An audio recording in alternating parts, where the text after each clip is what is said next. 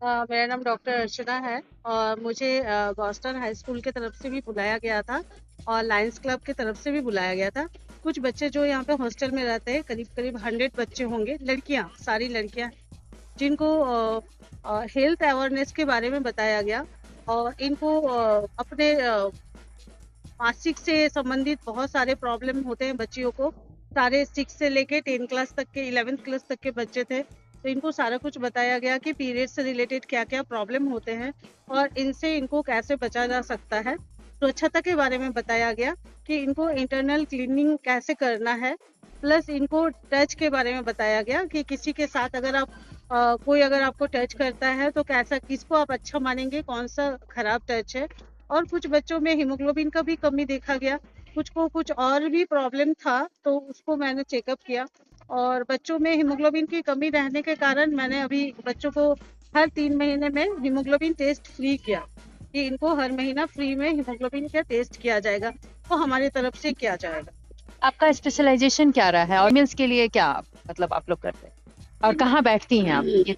मैं तो लालपुर में ही बैठती हूँ और मेरा गायनी से रिलेटेड, फीमेल से रिलेटेड सारे जो भी प्रॉब्लम फीमेल से रिलेटेड, चाहे वो ब्रेस्ट से रिलेटेड हो, चाहे यूट्रस से रिलेटेड हो, चाहे प्रेगनेंसी से रिलेटेड हो, ये सब सारा। अभी तो सबसे ज़्यादा केसेस पीसीओएस के बहुत ज़्यादा केस, क्योंकि पेशेंट बहुत टाइम पेशेंट आते हैं जिनको पीरियड से रिलेटेड अभी केसेस ज़्यादा आ रहे हैं, क्योंकि इन लोगों को पीरियड नहीं आ रहे हैं, कि इनको पीसीओएस का बहुत ज़्यादा प्रॉब्लम हो रहा है और ये पीसीओएस है लाइफ स्टाइल से रिलेटेड, क्योंकि ये लोग बाहर का फूड बहुत ज़्यादा कंज्यूम कर रहे हैं, लाइफ स्टाइल ठीक नहीं है, रात को 2 बजे तक जगते हैं, सुबह 10 बजे तक सोते हैं, पानी का इंटेक कम करते हैं, हार्मोनल इम्बैलेंस हो रहा है, जिसकी वजह से पीसीओएस का प्रॉब्लम हो रहा है। बरतना चाहिए। पहले देखिए, बच्चे तो बहुत छोटे होते हैं, लेकिन उनकी मम्मी को सावधानी बरतना चाहिए। बच्चों को पता नहीं होता है कि क्या हो रहा है मेरे साथ, ठीक है? तो बच्चों को पहले उनके माँ को बताना चाहिए कि पीरियड क्या है, कब आना चाहिए, कब आपको अगर पीरियड अचानक से आता, पीरियड अचानक से आएगा, कभी ये नहीं पता चलता है कि पीरियड कब आने वाला है। तो आपको जब ऐसा होता है तब ये बच्चों को आपको बता के रखना चाहिए कि अगर पीरियड होता है तो उस टाइम अगर वो स्कूल में है तो स्कूल में अपने टीचर को बताए, अगर वो घर में है तो अपने माँ को बताए, और माँ को सारा चीज बताना चाहिए कि बच्चों को क्या पैड कैसे यूज, कपड़े का यूज नहीं करना चाहिए, कपड़ों से इन्फेक्शन होने का बहुत डर रहता है। हमारे बच्चों को क्लीननेस का पहले तो बताना चाहिए कि क्लीन रहना चाहिए, और शर्म का कुछ नहीं है।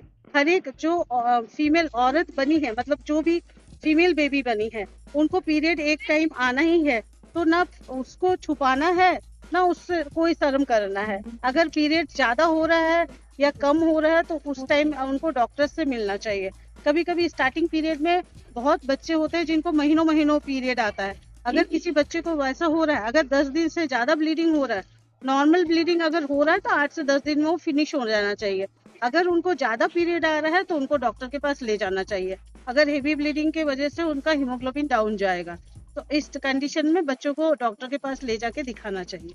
अभी आता है मौसम चेंज हो रहा है, इसमें क्या प्रॉब्लम आ सकता है? ना गर्मी है ना ठंडा है, फिर भी कहना था कि इस टाइम पानी आराम से पियो, ठीक है?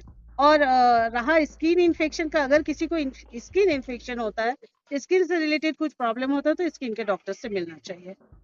मेरे से मिलना होगा तो लालपुर आना होगा, कमल फार्मा।